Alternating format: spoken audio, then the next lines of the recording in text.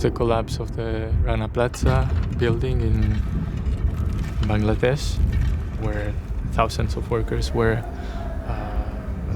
working that day despite already warnings of safety issues in the building. Some workers actually decided not to go, but they most of them depend on this job and fear retaliation if they do not attend. So a lot of workers actually did go to the factory that day, and the building collapsed, having a large number of people dying in the collapse, and a very large number of them severely injured.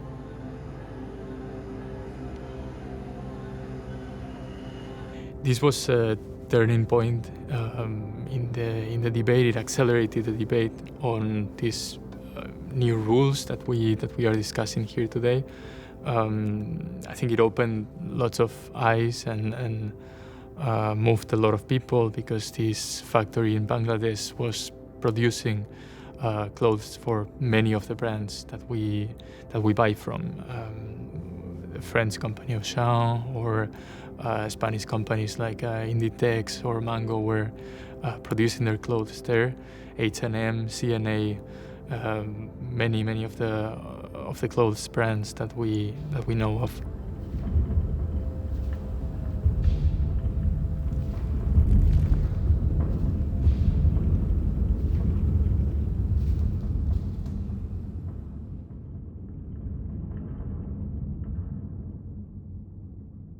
Donc le devoir de vigilance, ça correspond à une obligation pour les entreprises de surveillance, de prudence et d'action vis-à-vis de certains risques sociétaux que les activités de la société ou de ses partenaires dans ses filières d'activité peuvent créer sur les personnes ou sur l'environnement. Et donc ce devoir de vigilance, il se traduit en fait par une action de ce qu'on appelle la diligence raisonnable, la due diligence en anglais, qui en fait est un concept de prise en compte des risques et de mesures à mettre en place pour les limiter, et en limiter les effets, bien sûr, et même réparer les effets négatifs qui peuvent être causés.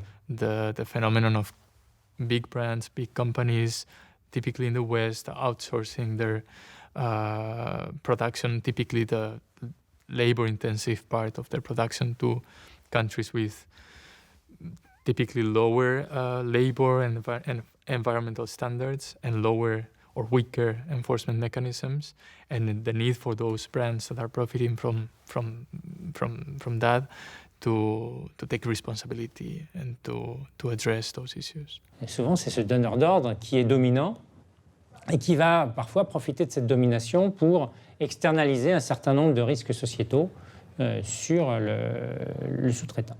Aujourd'hui, les chaînes de sous-traitance sont tellement complexes et sinueuses que c'est fort probable que tout en haut de la chaîne de sous-traitance, il y ait une méconnaissance. Mais ce que nous disons, c'est que cette méconnaissance, elle ne doit pas exister, elle ne devrait pas exister. Le donneur d'ordre doit être en mesure de pouvoir maîtriser sa chaîne de sous-traitance.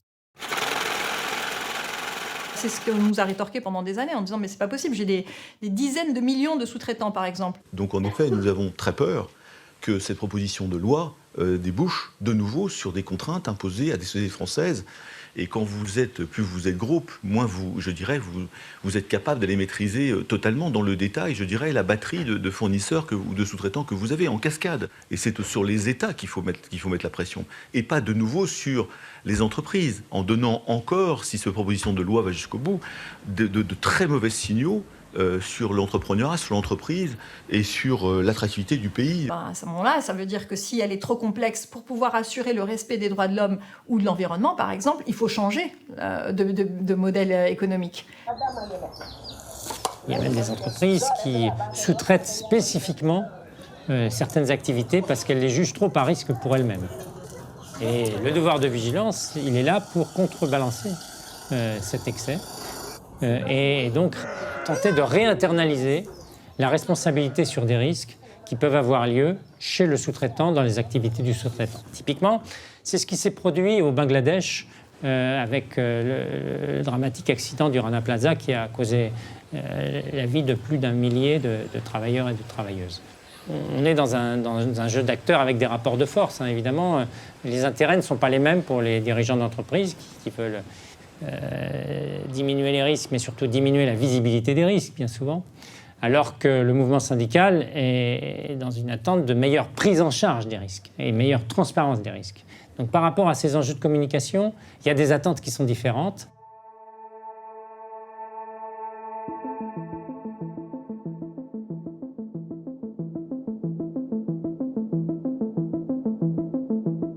Yani biz hep İsveç'i örnek gösteririz. Aslına bakarsanız belki şey gelir ama İsveç firması olduğu için ben de biraz daha cazip geldi.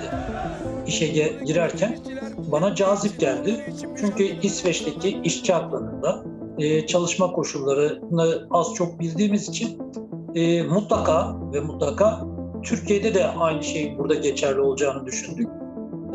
Bu şekilde sistem YRSK'da çalışma hevesiyle başladım.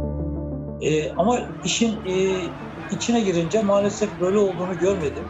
Ama çalıştığımız ortam çok da çalışabilecek koşullarda, sıcaklıkta değildi. Bunları söylüyorduk. Bunlar yerine getirilmiyordu. Niye getirilmiyor? Çünkü klima üretiyoruz ama temiz hava olmayan yerde çalışıyoruz. Çünkü çok fazla toz oluyordu. Klima üretiyoruz, sıcak bir ortamda çalışmak istiyoruz dedik. Ama soğukta çalışmak gibi bir durumla karşı karşıyaydık. Bunlar düzelmedi. Biz bunları düzeltmek için hala devam eden bir mücadelemiz var. Yani şöyle düşünelim, empati yapalım diyoruz. Kendi ülkelerinde bizim yaşadığımız koşullarda kendi ülkelerinde de üretim yapabilirler. Aslılar bizi yıldıramaz.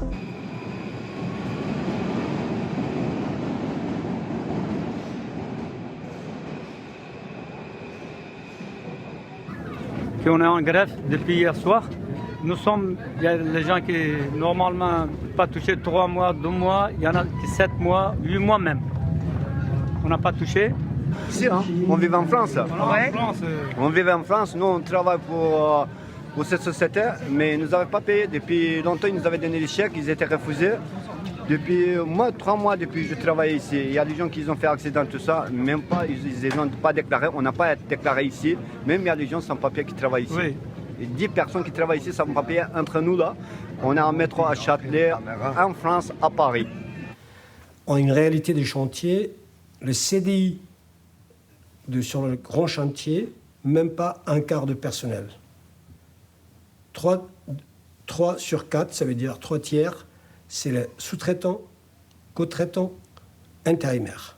Sur plusieurs chantiers, les salariés détachés, même il y avait 2 grèves de salariés détachés qui étaient produits sur l'Île-de-France. L'employeur, c'est espagnol.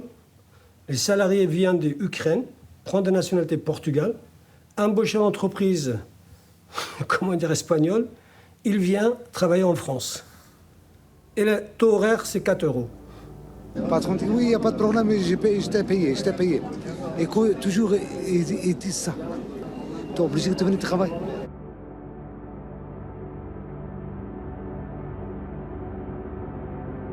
Cette responsabilité, c'est plus une option, c'est un devoir. Et si on prend les choses sérieusement et qu'on dit que c'est un devoir, alors on met en place des systèmes juridiquement contraignants. Ça veut dire qu'on envisage qu'il y ait des sanctions. Et que la sanction, c'est ne pas savoir ce qui se passe dans sa chaîne de sous-traitance. Donc, par exemple, c'est avoir une sanction si on n'a pas mis en place un plan de vigilance, si on n'a pas de cartographie de sa sous-traitance. Et c'est une sanction si on a une violation de normes minimales de santé et sécurité, par exemple, dans un sous-traitant, et que rien ne se passe, y compris de la part de la maison principale et de la maison donneur d'ordre.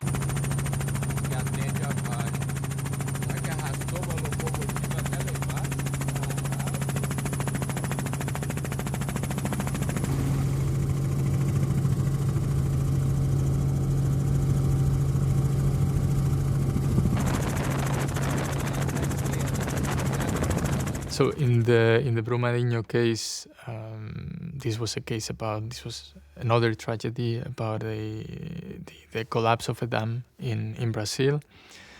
Took the lives of many people. The dam that collapsed had been audited just a couple months before the accident by a European company, by a German auditing company.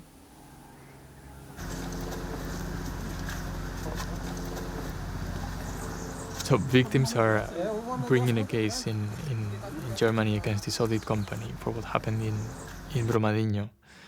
The problem is that there is no clear legal framework to do this that allows them to do this. It is to be seen what happens with this lawsuit, but so far we've seen many similar lawsuits failing in Germany and in other European countries, precisely because of the absence of such rules, the absence of an international framework agreement, the absence of European rules to hold companies accountable for whatever happens in their foreign subsidiaries, in their supply chains. Les entreprises poussent de plus en plus pour de l'autorégulation, ce qu'on appelle du droit mou. Certains appellent ça du droit hybride, moi j'appelle ça du droit mou parce qu'il n'a rien d'hybride en fait. C'est uniquement ce qu'on appelle des codes de conduite, des chartes éthiques. C'est une façon de se positionner notamment face à l'extérieur et aux consommateurs pour dire combien on est responsable, mais qui n'a aucune sanction et aucune contrainte au potentiel, mais qui attire le consommateur. Alors aujourd'hui, le devoir de vigilance, c'est un principe du droit des affaires. Donc il n'y a pas encore beaucoup de mécanismes juridiques qui délivrent des sanctions par rapport à un non-respect de ce droit. Le devoir de vigilance est apparu dans la première décennie de ce siècle, dans les années 2000 à 2010. Il a même fait l'objet d'un texte voté unanimement aux Nations Unies sur les principes directeurs des entreprises à l'attention des entreprises en matière de respect des droits de l'homme. Donc c'est maintenant, on va dire, un concept qui est très largement reconnu, on va dire. Il y a des pays qui ont essayé de décliner ça dans leurs droits. C'est le cas de la France, par exemple, qui en 2017 a créé une loi sur le devoir de vigilance des entreprises multinationales. Et en particulier, ça oblige les grandes entreprises qui sont basées en France à publier chaque année un plan de vigilance. Et ça, c'est un pas en avant très intéressant parce que, notamment dans cette loi, il y a explicitement indiqué le fait que les organisations syndicales représentatives dans ces entreprises peuvent participer à l'élaboration de ce plan de vigilance et tout au moins au système d'alerte et de recueil de signalement sur des risques qu'elles identifient. Nous avons adopté une loi sur le devoir de vigilance des sociétés mères et nous l'avons adoptée à l'unanimité. Ce texte novateur enjoint les grandes entreprises, nos multinationales, d'avoir vis-à-vis de leurs filiales et de leurs sous-traitants des devoirs, un plan de vigilance pour prévenir les atteintes aux droits de l'homme, à l'environnement, pour lutter contre la corruption et réparer les dommages faits aux victimes. La loi française sur le devoir de vigilance qui avait été donc adoptée en France a été un pas énorme en avant puisque ça a été un précédent qui nous a permis de pouvoir aussi construire des revendications au niveau européen et pays par pays en disant voilà, on a un exemple, c'est possible, on a une loi, c'est le cas en France.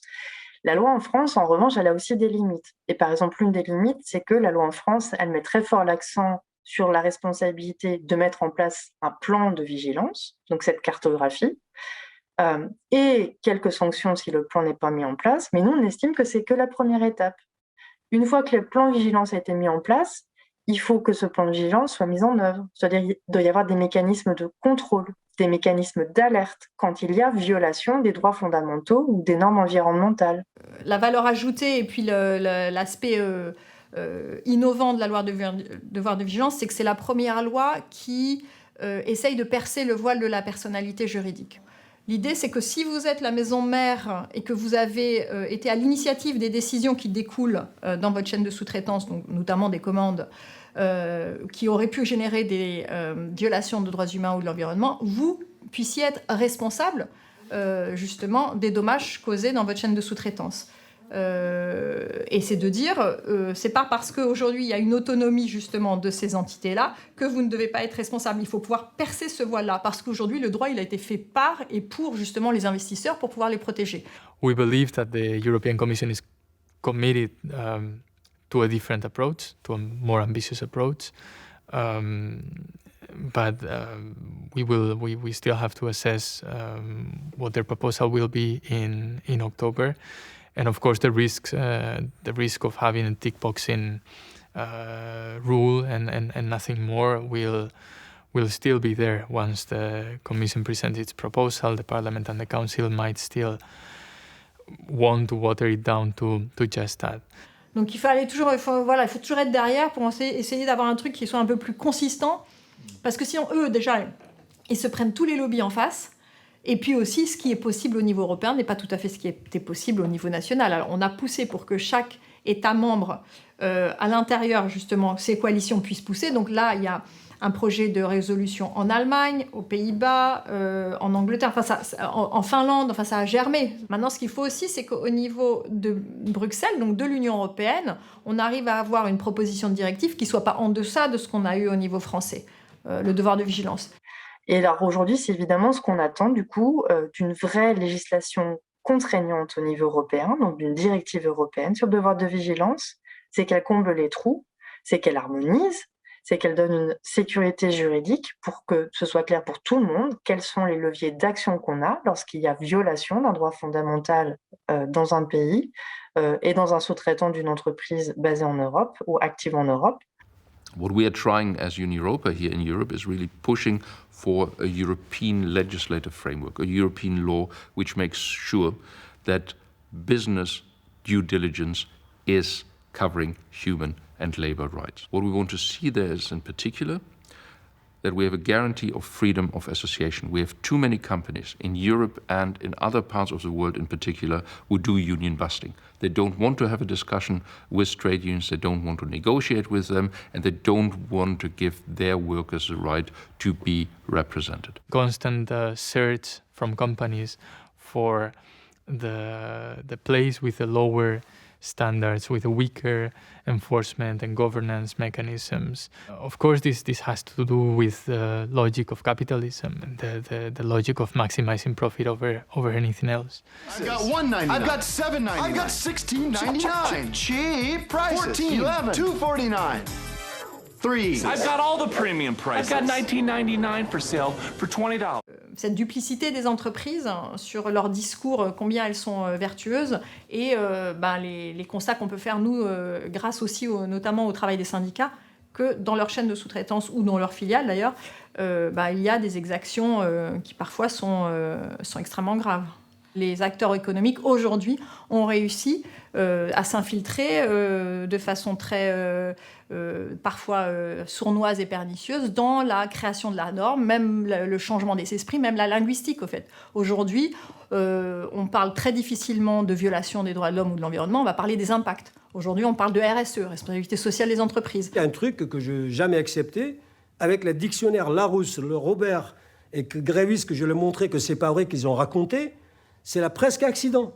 N'existe pas dans le langage français presque accident. On utilise le vocabulaire presque accident. Et moi, j'ai dit, montrez-moi le langage français. Bon, ok, d'accord, je suis kurde, je suis immigré, je ne comprends pas le français. Voilà les Grévis, voilà les Larousse, voilà le Robert. Montrez-moi, qu'est-ce que ça veut dire est-ce qu'il existe presque accident dans la langue française? N'existe pas. Et pourquoi on utilise de ça? Tout ça, c'est une linguistique qui est apportée par les acteurs multinationaux pour essayer de se défausser de leur responsabilité, la vraie responsabilité, la responsabilité juridique, et qu'elle masque derrière des codes de bonne conduite, une pléthore de communication en fait, de ces acteurs-là pour montrer qu'ils sont responsables. Mais en fait, derrière, dans les actes et dans la loi, c'est extrêmement difficile de les tenir responsables légalement. And this cannot be just a one-way deal, that if you make profits, the company gets it.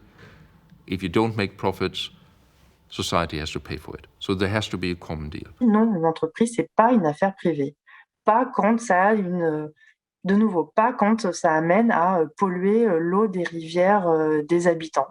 pas quand ça veut dire que mon droit à être membre d'une organisation syndicale et à pouvoir défendre mes droits et à pouvoir négocier un salaire décent est bafoué. Eh ben non, c'est pas une affaire privée, c'est une affaire publique.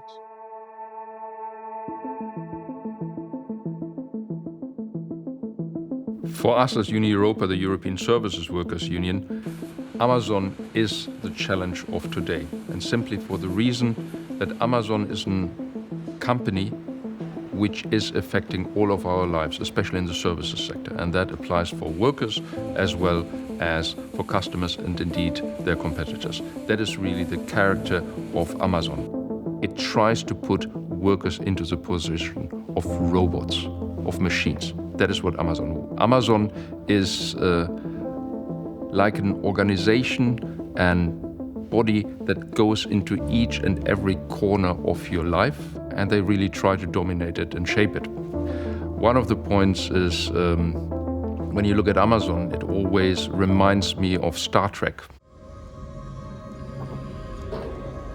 There is a story of the Borgs who go around to civilization and say, you're assimilated. Resistance is futile. Resistance is futile.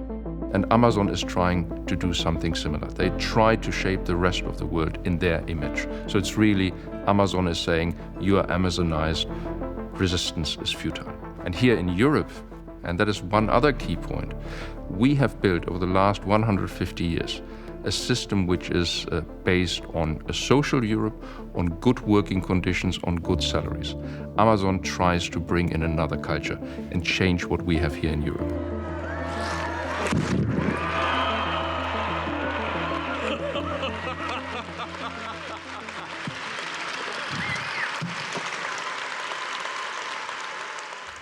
But what is really happening? I mean, simply saying, we don't want to talk to a trade union. We don't accept that we have collective bargaining. That is already a principle which goes against what our systems here in Europe do. C'est impossible, l'enfer va se geler avant qu'on va reconnaître les syndicats. C'était une des phrases les plus importantes de Michael O'Leary.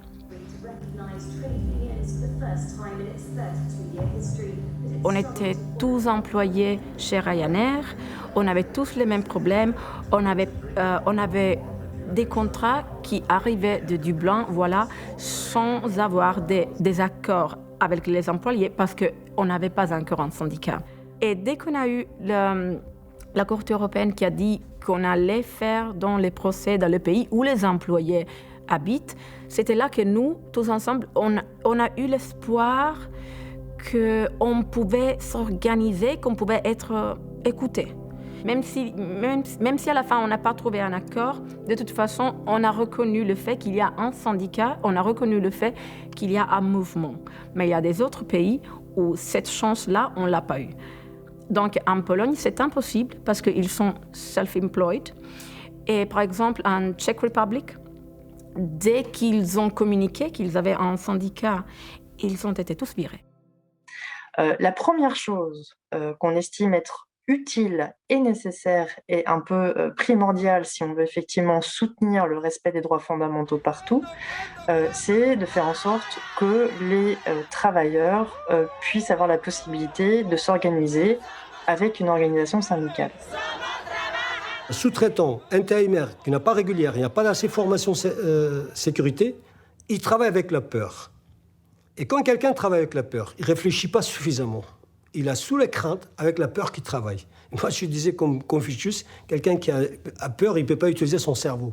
And what is quite clear, as an individual worker, you're not on the same level with your employer when you want to negotiate. Every one of us knows this when they have gone through a wage negotiation, another negotiation, a conflict with their employer. You need a strong collective, you need a trade union behind it. That is what we want to achieve as a matter of principle, and that a company actually has to implement it. And for this to see, we want to have transparency. De l'intérieur de l'entreprise, ce sont les syndicats qui sont les mieux placés, les représentants du personnel, ceux qui connaissent la réalité du fonctionnement dans l'entreprise ou chez ses sous-traitants, qui connaissent le mieux les risques qui sont à l'intérieur du processus. Et donc, eux, ils peuvent influencer par le dialogue social. Et c'est pour ça que c'est très important que les processus de diligence raisonnable ils soient articulés au dialogue social. C'est ce que demandent les syndicalistes. Ils demandent à ne pas être oubliés dans ces dispositifs, ce que les politiques ont parfois tendance à faire, à considérer que c'est une affaire d'entreprise et donc de dirigeants d'entreprise et pas forcément une affaire de dialogue social. C'est vrai qu'ils peuvent avoir plus de pression en interne, mais en étant en interne, vous avez aussi un levier, en fait, possible sur l'entreprise. Et puis, vous avez aussi accès à des informations. Il y a un certain nombre de mécanismes, notamment en droit français, qui vous permettent d'avoir des informations qu'on n'a pas en tant qu'association, en étant externe. Donc, je pense que c'est tout à fait complémentaire. Et on peut le voir sur certains dossiers. On a pu travailler de façon très productive et pertinente avec notamment des fédérations internationales, parce qu'elles ont la volonté de bouger les lignes et de faire bouger aussi certains acteurs économiques. Les ONG et les syndicats sont côte à côte. Et sur cette question de la formalisation du devoir de vigilance, ils ont travaillé conjointement. Lorsque les organisations syndicales sont en place, c'est que ces collectifs sont en place, les coordonner. Donc, c'est mettre en place effectivement des réseaux syndicaux, c'est-à-dire des réseaux européens ou mondiaux où on va réunir les représentants des travailleurs d'une même entreprise. Daha önce de sendikalaşma gibi bir girişimleri olmuş benden önce, benim çalışma hayatımdan önce. Ama tabii başarısız olmuşlar arkadaşlar. Yeterli çoğunluğu sağlayamamış ve sendikal sürecin içinde olan arkadaşlar da işlerinden oldular. Yani işten atıldılar, tazminatları verilip işlerinden oldular. Tabii İsveç'teki CEO'muz da geldi, bir ara bizle konuştu. Tabii İngilizce, Türkçe. Yani orada bizim işçiler olarak cesaret edemiyoruz. Soru sormaya cesaret edemiyoruz. Çünkü yani sadece ben varım. Yani beni arkamda, yanımda olan kimse yok. Yani bir sendika yok çünkü. Olsa rahatlıkla kendimi ifade edebilirdim belki. C'est vrai, de ce type de loi existant au niveau de l'Europe, ça facilite les tâches, ça nous aide. Mais comme je l'ai dit encore une autre fois, comme j'ai dit tout à l'heure, la question intérimaire et tout ça, la ignorance ou semblant d'ignorance. Il y a deux. Et ça c'est un vrai problème. Et encore, il y a beaucoup de choses à faire. Quand il y a de l'ignorance, parce que tu es, par exemple, comme moi, un cabine crew italien qui habite en Belgique et qui est en bas de la loi irlandaise, il y a plein d'ignorance et ils vont jouer avec ça, avec le fait que tu ne connais pas tes droits. Ama işte örgütlü olmanın avantajları da şu. Kendimizi ifade etmek için dünyanın neresi olursa olsun sendika ve aracı olabiliyor. Tabii İsveç'le de CEO'yla da bir görüşme oldu. Bu sendika kanalıyla oldu. Bizim öyle bir gücümüz yok işçi olarak. Gebze şubemizin. Si une organisation syndicale veut intervenir sur une situation pour laquelle la direction de son entreprise ferme les yeux, eh bien il y a moyen d'utiliser les plans de vigilance, d'utiliser les documents publics au-delà du dialogue social interne de l'entreprise pour faire pression sur l'entreprise. On est dans un rapport de force entre acteurs et où les syndicats peuvent se saisir de cette nouvelle légitimité que leur donne ce concept du droit des affaires relativement récent. Et je souhaite que, les salariés ne doivent pas hésiter d'aller voir et dire leur opinion et s'organiser aussi. Sans l'organisation, on ne peut pas entendre notre voix.